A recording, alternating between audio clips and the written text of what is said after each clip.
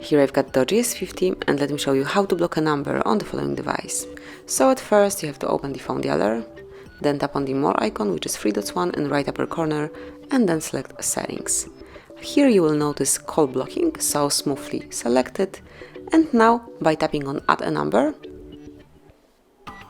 you can enter the number that you would like to block, so smoothly enter it and tap on block. And from now on this number will not be able to reach you, so you will not receive any calls or messages from this contact. Then whenever you would like to remove some number from your blacklist, just tap on the cross icon and then select unblock. And now it released, so you will be able to receive any call or message from this number. And that would be all. Thank you for watching.